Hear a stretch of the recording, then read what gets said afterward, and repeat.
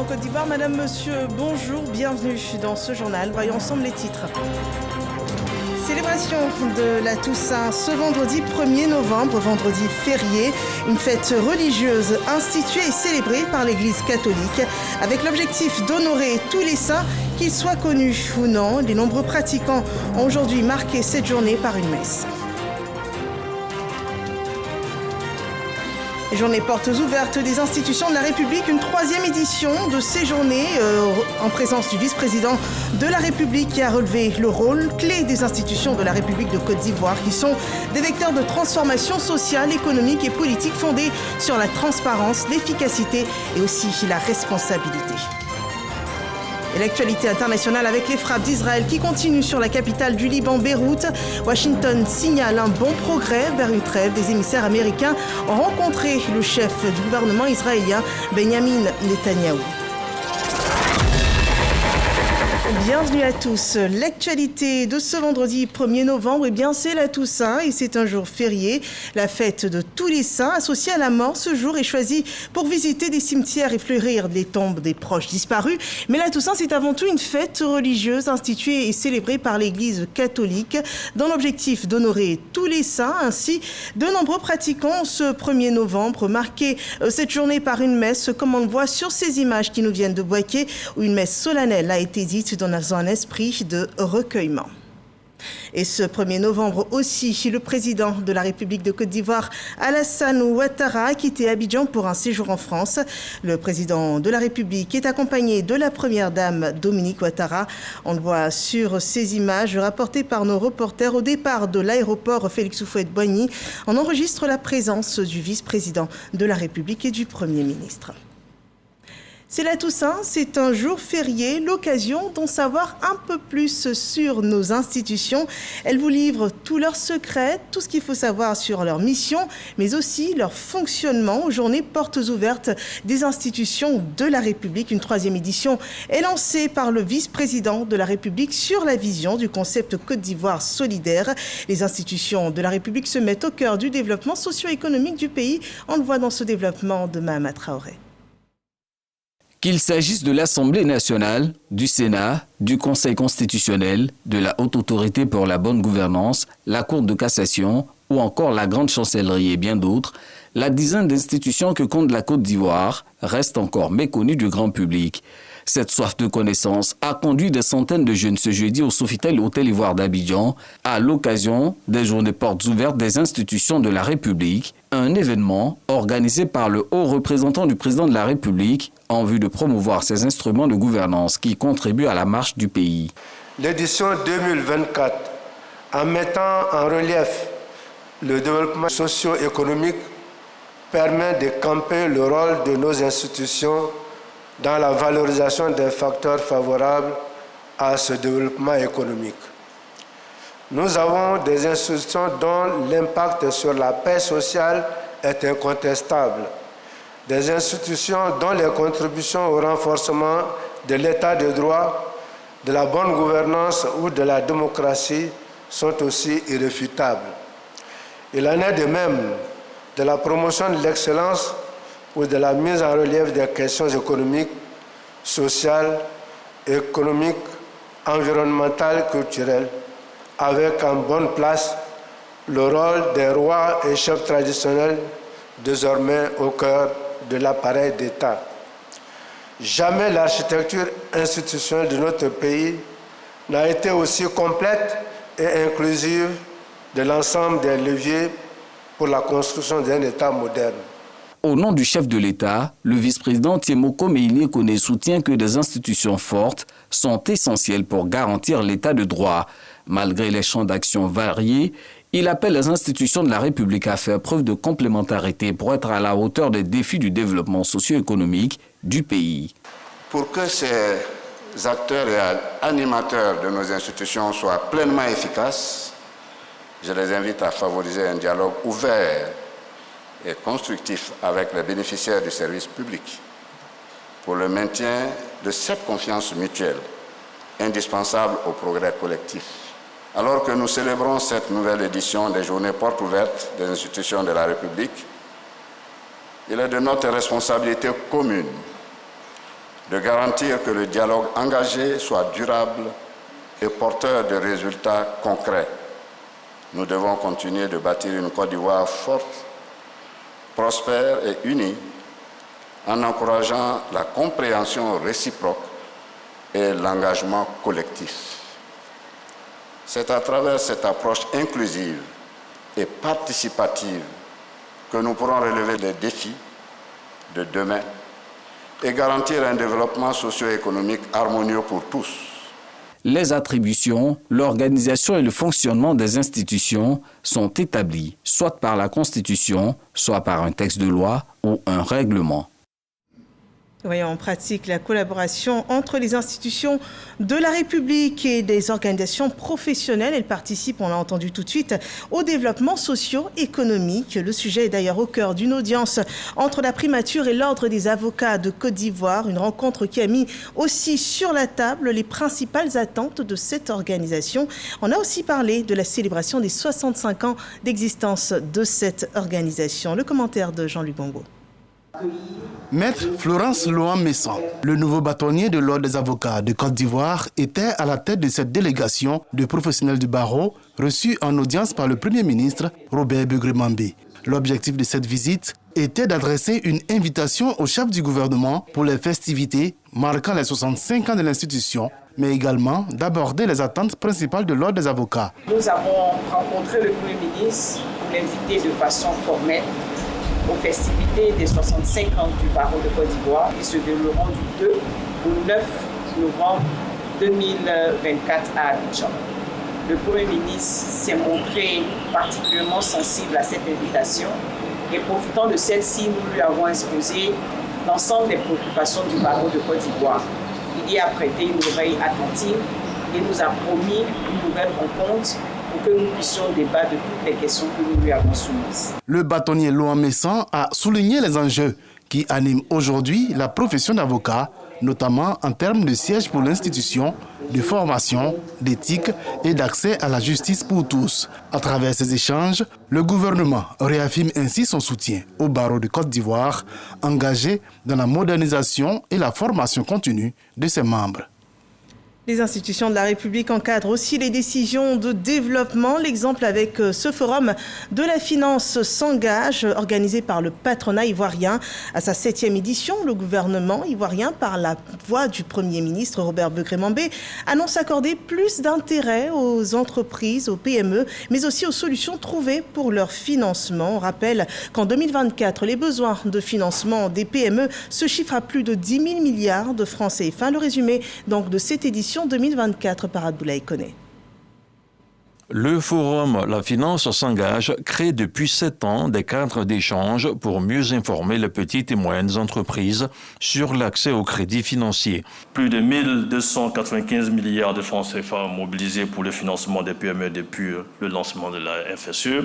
8 000 acteurs des PME touchés à travers les ateliers thématiques à Abidjan et dans d'autres régions de la Côte d'Ivoire. Ces rapports soulignent que 75% des banques et microfinances soutiennent qu'elles ont une meilleure expérience de la mobilisation des ressources en faveur des PME.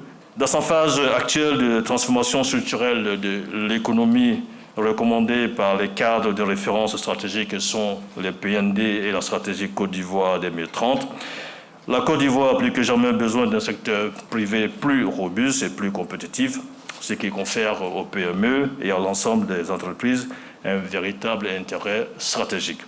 Des membres du gouvernement se sont succédés sur l'estrade pour aborder la question du financement. Présidant la cérémonie, le Premier ministre a salué une initiative qui vient soutenir les efforts du gouvernement. La question de la transformation de la chaîne des valeurs est au cœur de toute notre politique d'industrialisation. Notre secteur privé, notamment les PME, doivent être outillés à porter l'ambition du gouvernement à travers le renforcement du partenariat État-secteur privé. Le gouvernement regardera avec beaucoup d'intérêt les fruits de vos réflexions ainsi que vos recommandations sur ces sujets en vue de renforcer les mécanismes en cours. Je voudrais ici vous assurer de l'engagement entier du gouvernement, sous la houlette du président de la République, à renforcer notre collaboration avec le secteur privé en vue de construire une Côte d'Ivoire prospère et solidaire. Le forum sera closé jeudi par la cérémonie des awards du financement. Les meilleurs acteurs de la chaîne et les meilleures institutions publiques œuvrant dans un cadre dynamique d'appui aux PME seront récompensés. Des prises de décision et engagement à l'Assemblée nationale, ça s'appelle des lois. À 20 jours de la Journée mondiale de l'enfance, une simulation d'examen de textes de loi a lieu à l'Assemblée nationale avec une centaine d'enfants sur la déclaration des naissances. Vous verrez dans le reportage qui suit une collaboration sur l'importance de l'état civil entre parlementaires et des enfants. Un reportage de Moussa Konaté et Adama Kéré. Des enfants au sein de l'hémicycle. Il s'exerce aux procédures parlementaires. Le président de commission dirige les travaux. Un autre dans le rôle de ministre de la Justice pour présenter un texte de loi sur la déclaration des naissances. À travers ce projet de loi qui existe et que je sais qu'il sera prorogé, ça permettra d'accentuer encore cette communication-là auprès des parents, les populations locales, pour qu'ils puissent déclarer les enfants. Un appel aux parents. Il est important d'avoir son extrait de naissance. Chaque enfant doit avoir son extrait de naissance. Une simulation pour interpeller sur l'importance de l'état civil. L'action s'inscrit dans le cadre de la Journée mondiale de l'enfance. C'est une opportunité de célébration. Célébration évidemment de tous les acquis réalisés par la Côte d'Ivoire en matière de droits de l'enfant, mais également une occasion de se remémorer qu'il y a encore des défis qui restent à relever. Et pour nous, UNICEF, partenaire privilégié du gouvernement, nous ne cesserons d'être aux côtés du gouvernement et de tous les ministères concernés pour relever ces défis. Je voudrais saisir l'opportunité pour appeler tout le peuple ivoirien à se souvenir que l'enfant est un homme, mais aussi à mettre tout en œuvre pour que l'enfant soit épanoui au sein de la cellule familiale, parce qu'on a constaté que de plus en plus, les pères et mères démissionnent. Il faut que les parents puissent se souvenir de leur devoir à l'égard des enfants. La Journée mondiale de l'enfance est célébrée le 20 novembre de chaque année. Elle a été instaurée en 1954 pour promouvoir le respect et les droits des enfants. Et parlons de droit, voyons ce sujet sur la promotion du genre, la résolution 1325 des Nations Unies. Quel bilan après 24 ans après son adoption? Le texte concerne le droit des femmes, la paix et la sécurité. Alors comment il s'applique dans la région Afrique? Le réseau Paix et Sécurité pour les femmes de l'espace CEDEAO, section Côte d'Ivoire, mène la réflexion. On le voit dans ce rapport de Marie-Chantal Akanda. 24 ans après l'adoption de la résolution 1325, la Côte d'Ivoire réaffirme son engagement envers l'agenda femmes, paix et sécurité. Pour commémorer cette journée, une réflexion stratégique réunit des acteurs clés de la société civile et des institutions au siège de la CEDEAO. Nous serons fortes ensemble si nous nous serrons la main, nous nous serrons les coudes et nous nous encourageons mutuellement. Sans cela, il sera difficile de pouvoir s'en sortir. Nous avons une force que Dieu nous a donnée, que personne ne peut briser, mais à condition que nous soyons unis. Soutenue par l'Organisation internationale de la francophonie, cette rencontre a permis au réseau Paix et Sécurité pour les femmes de l'espace CEDEAO, section Côte d'Ivoire, de mettre en avant les efforts déjà réalisés tout en rappelant les défis à relever. L'engagement et le potentiel de femmes auxquels s'ajoute la combinaison des efforts des États membres et des organisations régionales devrait permettre beaucoup d'avancées dans tous les États. Malheureusement, plusieurs défis subsistent encore. Le chemin reste long pour atteindre la vraie égalité en matière de paix et sécurité telle qu'indiquée dans la résolution 1325. Marius Doucré, représentant du ministre de la Solidarité et de la lutte contre la pauvreté, a exprimé le soutien du gouvernement, qualifiant cette initiative de pilier essentiel pour la stabilité et l'inclusion. Ce panel sur la résolution 1325-2000 et ses suites témoignent de la volonté des participants de faire des femmes de véritables artisanes de paix, contribuant ainsi à un avenir inclusif et durable pour la Côte d'Ivoire. Et ce sujet sur les droits de la femme nous rend confortables pour aborder Octobre Rose qui ouvrait la voie à la lutte contre le cancer du sein. En novembre, on parle plutôt de Novembre bleu pour la lutte contre le cancer de la prostate. Un cadre est donc ouvert pour aborder la promotion des actions de lutte contre le cancer, les cancers les plus agressifs. Et la journaliste Agnès Crédit est auteure de 3 ouvrages sur le sujet. Elle pousse la sensibilisation aux agents de la KIDP. On le voit dans ce reportage de Didier Nguessan. Tu me fous les boules, vaincre le cancer du col de l'utérus, sans question-réponse pour tout savoir, le cancer et les autres maladies du sein. Autant d'ouvrages qui renferment du vécu, des expériences de malades guéris, mais aussi des témoignages et outils pratiques pour faire face au cancer. L'auteur, Agnès Crédit, nous plonge dans un univers de dualité. D'un côté, la maladie, le cancer du sein ou de la prostate, et de l'autre, les patients qui refusent d'en être des victimes. La journaliste expose leur résilience tout en sensibilisant les personnes non malades. Cette transmission du savoir autour du livre est initiée par la KIDP, la Commission d'accès à l'information publique et aux documents publics. Elle est partie d'une expérience personnelle aujourd'hui pour pouvoir informer et partager l'information. Donc on s'inscrit véritablement dans un processus d'accès à l'information de cibles concernées par une maladie qui, comme vous le savez, est une maladie mortelle. La KIDP, garante de l'accès à l'information publique, est soucieuse de l'information sanitaire qui, rendue publique, pourrait sauver autant de vies, sinon plus, que la maladie peut en détruire. La plume et l'information au service de la santé.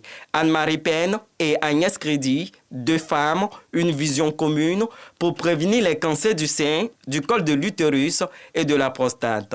Un engagement féminin pour que Octobre Rose se conjugue à l'eau de rose.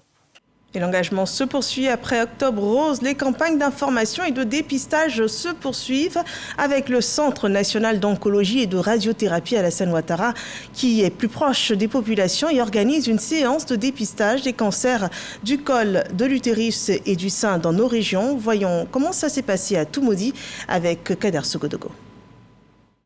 Octobre Rose, le district autonome des Lacs est aux côtés des femmes des régions du Nzi, de l'Ifou et du Bélier. Elles sont sorties massivement à la demande du ministre-gouverneur Raymond Goudou Kofi. Sensibilisation, dépistage, des gestes simples à faire ont été inculqués à ces femmes. Aujourd'hui, je viens de me faire dépister. Je suis très contente et j'invite toutes mes sœurs à vraiment participer. Cette activité se tient en collaboration avec le Centre national d'oncologie et de radiothérapie Alassane Ouattara, CNRAO. Le cancer du sein peut être guéri, surtout quand on le découvre assez tôt. 9 femmes sur 10 sont guéries du cancer du sein quand il est découvert à un stade précoce.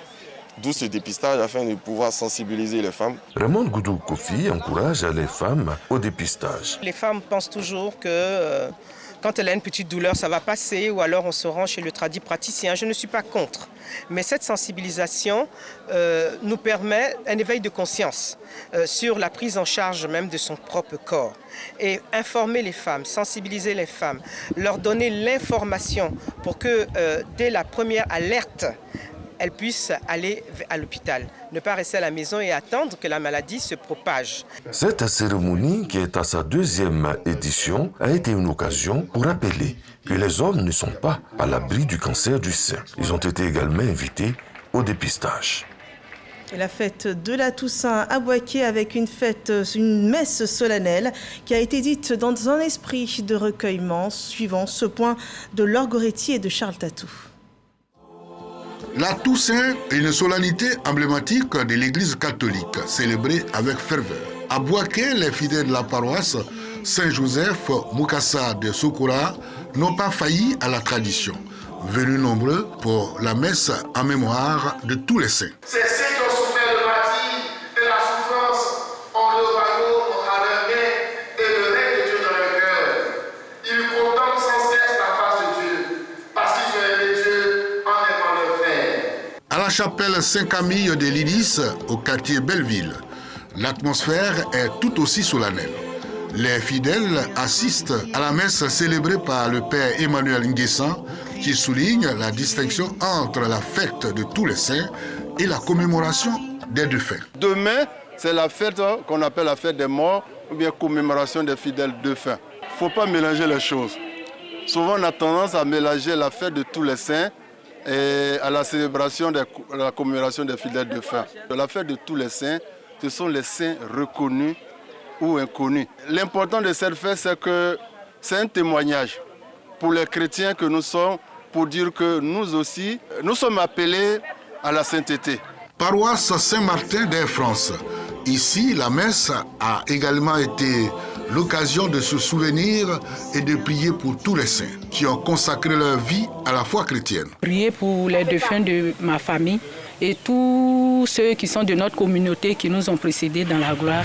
On profite de la même occasion pour demander à ces personnes qui nous ont dévancés, de prier pour nous. La Toussaint est aussi un moment privilégié pour de nombreuses familles allant se recueillir sur les tombes de leurs proches disparus, rendant hommage à leur mémoire tout en célébrant la vie des saints. Seigneur, prends pitié. Autre témoignage religieux sur les traces du livre biblique de l'Apocalypse. Le parcours des 7 églises avec en prime la visite des églises de Thyatire, Sardès, Philadelphie et Laodicée, un symbole biblique bien conservé en Turquie qui est ouvert aux visites d'ailleurs. C'est un pèlerinage que racontent Léon Brou et Jamasso. Deuxième jour de Turquie 2024 pour ces 49 pèlerins de la Direction générale des cultes, Bergame, sur les vestiges de la Basilique Rouge. C'est à cette église, la 3e de l'Apocalypse, que l'apôtre Jean adresse sa lettre selon l'évangile de Jésus-Christ. La raison, l'influence de Satan sur cette basilique dont les restes portent encore le symbole de cette domination, mais pour les pèlerins, cette reconnexion avec le Christ et l'apôtre Jean pour se fortifier davantage. Tous les chrétiens qui marchent d'après d'autres doctrines, ces chrétiens-là devaient revenir à la doctrine principale qui est Jésus-Christ, notre Seigneur et Sauveur. Et s'ils s'attachaient à la doctrine de notre Seigneur et Sauveur, le Seigneur les récompensera. Quand, à côté de l'église de Bergame, on retrouve le trône de Satan, ça me fait réfléchir. Mais la victoire appartient toujours à Dieu, Dieu qui est le maître des temps et des circonstances, les victorieux. Avant Bergame, visite à Éphèse, première étape, la maison de Marie ou l'église de Paul, la première basilique. Avec elle, le concile de l'an 431 ou l'agora d'Éphèse, la bibliothèque de Celsius ou la rue des Marbres. Question pour les pèlerins de se souvenir de la conspiration des Éphésiens contre Paul, mais également de la force d'évangélisation de cet apôtre de Jésus-Christ. Nous pouvons aller encore plus loin avec le Seigneur Jésus. Nous pouvons évangéliser des villages avec le nom de Jésus et des personnes vont se donner réellement au Seigneur Jésus. Il n'y a point de limite. Je suis rempli de joie, rempli de force parce que nous allons aller encore plus loin. Sur les vestiges de la 2e basilique, l'église dédiée à Jean, encore visible, le tombeau de l'apôtre et son baptistère. Ici, méditation, exhortation et prière des pèlerins pour le chef de l'État et son gouvernement, les populations et surtout la paix en Côte d'Ivoire, maintenant, pendant et après les prochaines échéances électorales. Et nous revenons en Côte d'Ivoire avec le championnat national de slam. Evra Alexander Conan est le nouveau détenteur du sacre après la 9e édition qui l'a distingué de l'ensemble de 6 candidats en compétition. Ses performances ont bien évidemment séduit jury et public selon ce rapport de Hamak Adikone et Khalid Demandé. Pendant que ses frères ont appris à lire et écrire, elle a appris à ployer, à servir. Une Afrique berceau de l'humanité qui berce des sauts de l'humanité aux mentalités précoces. Ils ont en commun la passion des rimes et l'art oratoire. Ces jeunes slameurs confrontent leurs talents à l'occasion de la 9e édition du championnat national de slam. Pour tirer son épingle du jeu dans cette compétition, il faut manier les mots avec tact et dextérité. Il valait mieux qu'on s'entende. Elles ont pris le pouvoir. Elles ne peuvent être arrêtées par rien ni personne. Alexander Evra Conan l'a bien réussi. Il décroche le super prix du championnat national de slam devant 5 prétendants. C'est comme dans mes rêves, c'est comme j'avais pensé. Et tout ce que j'ai pensé, j'ai tenu à reproduire ça parce que mon esprit m'avait déjà dévancé dans un endroit où moi-même je n'étais pas encore arrivé. Et puis aujourd'hui, ça s'est réalisé, je suis fier. Depuis quelques années, le slam ivoirien se bonifie et s'exporte à l'international. Pour preuve, le pays s'est vu décerner le prix du championnat mondial de slam poésie à Paris en avril 2024. Le niveau en Côte d'Ivoire est exceptionnel. J'ai même du mal à trouver les mots pour vous dire à quel point j'étais impressionné par la puissance et par le niveau des interprétations et des textes que j'ai entendus aujourd'hui. De mon point de vue, peut-être c'est l'une des meilleures éditions. De par la qualité des compétiteurs, des performeurs, ça se tenait sur un cheveu. Le nouveau champion national de slam, Alexandre Evra Conan, défendra les couleurs de la Côte d'Ivoire au prochain championnat mondial. Le collectif au nom du slam, fait tiers de la corporation, prépare cette échéance avec la plus grande munitie. La poésie, rime et déclamation, tout le charme du slam. Nous poursuivons avec l'actualité internationale. Israël qui continue de frapper la capitale du Liban, Beyrouth, et Washington qui signale un bon progrès vers une trêve. Après plus d'un mois de conflit entre Israël et le Hezbollah, les émissaires des États-Unis ont rencontré le chef du gouvernement israélien pour tenter de trouver une solution vers un accord de cessez-le-feu entre les deux parties. Et le chef de la diplomatie américaine, Anthony Blinken, a fait part hier d'un bon progrès alors que la banlieue sud de Beyrouth, fief du Hezbollah, continue d'être visée par des frappes aériennes israéliennes. On passe à présent au journal du sport.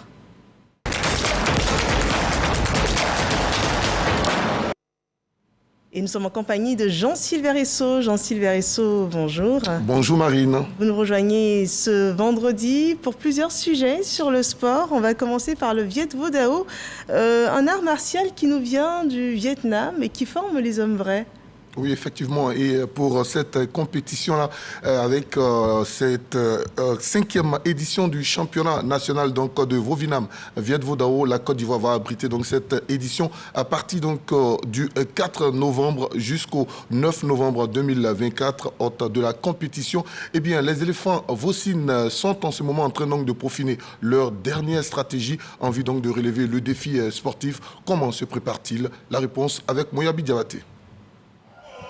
À l'approche du championnat d'Afrique, les éléphants intensifient leur préparation. Sous la houlette des différents coachs, les Vosin ivoiriens sont bien déterminés à faire briller notre pays sur la scène continentale. Notre équipe a vraiment toutes ses chances. Si le moral reste le même, si la motivation est toujours la même, Inch'Allah, je pense qu'on peut se battre, on va se battre. En compagnie d'entraîneurs expérimentés, l'équipe se concentre sur la révision des techniques, l'amélioration de la condition physique et le renforcement de l'esprit d'équipe. Chaque athlète sait qu'il représente non seulement son club, mais son pays. La préparation se déroule aussi bien sur le plan psychologique et physique. Psychologique pour remonter le moral, psychologique pour dire que c'est la Côte d'Ivoire qui accueille la coupe et la coupe doit rester ici. Et physique pour pouvoir préparer le corps à ses objectifs. Pour cette campagne, la Côte d'Ivoire sera représentée par 18 athlètes, dont 7 filles. Une aubaine pour maximiser les chances de médaille des pachidèmes ivoiriens à cette compétition. La compétition se déroule chez nous, en Côte d'Ivoire, pour une première fois. Nous sommes dans toutes les techniques, nous participons à toutes les épreuves. En tout cas, la Côte d'Ivoire fera bonne figure. Avec leur préparation acharnée et leur esprit combatif, les éléphants du Vovinam Viet Vo Dao sont prêts à relever le défi du championnat d'Afrique. Leur objectif est clair, représenter dignement la Côte d'Ivoire et contribuer à l'essor de la discipline au plan local.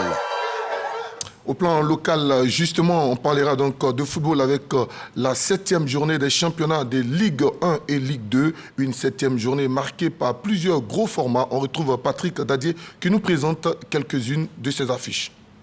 Après avoir enchaîné 5 succès de suite, le 0-0 de la FAD du plateau face à l'Olympique Sport d'Abobo de la 6e journée ressemble bien à un coup de frein. Les Lions joueront ce samedi face à Bouaké FC et ce premier match hors de leur base, les Lions devront se passer de l'expérimenté défenseur Zouzou Landry Anginor, expulsé après un carton rouge. Le buteur des Bleus, Nyawa Daniel Josué, en manque d'inspiration lors de la journée précédente, devrait retrouver le chemin des filets face à Bouaké FC, invaincu à domicile. Autre déplacement, la SEC Moza affrontera Zoma FC, toujours à la recherche de sa première victoire en championnat. Totalisant le même nombre de points, 8 unités, Oza et le Stella Club d'Adjamé se croisent dans un duel inédit.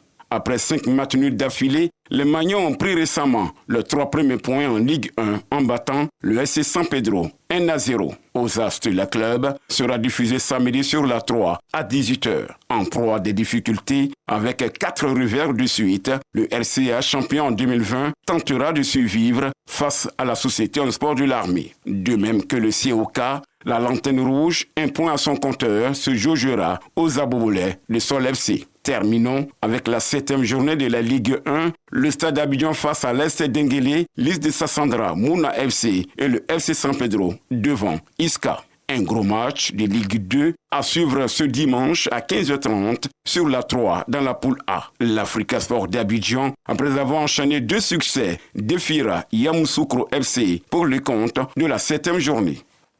Et on vient à ce sujet qui a créé de grandes polémiques dans le monde du sport et du football particulièrement, le Ballon d'Or France Football 2024. Oui, cette 68e édition du Ballon d'Or a été remportée par l'Espagnol Rodriguez Castante qui évolue du côté donc de Manchester City. Et sa distinction a tout simplement provoqué la colère des dirigeants du Real Madrid, les dirigeants du Real Madrid qui estiment tout simplement que l'UEFA et l'organisateur donc de ce trophée de cette édition du Ballon d'Or, à savoir France Football, ont tout simplement œuvré pour que le Real de Madrid n'ait pas un joueur primé à cette cérémonie-là. On attend de voir la suite des événements. Est-ce que le Real Madrid va participer aux éditions donc, du Ballon d'Or? Pour l'instant, la connexion entre le Real Madrid et France Football est tout simplement coupée. Est-ce que cette connexion-là sera rétablie dans les semaines à venir? On aura la réponse avec les dirigeants et pourquoi pas Fiorentino Pérez, qui est lui le grand patron. Et pour l'instant, le Ballon d'Or est bien Rodri, est destiné à Rodri. Donc le Ballon d'Or 2024. C'est sur ces mots qu'on met fin à ce journal. Merci de nous avoir suivis. Retrouvez une autre édition à 20h et je vous retrouve lundi, même heure, même chaîne.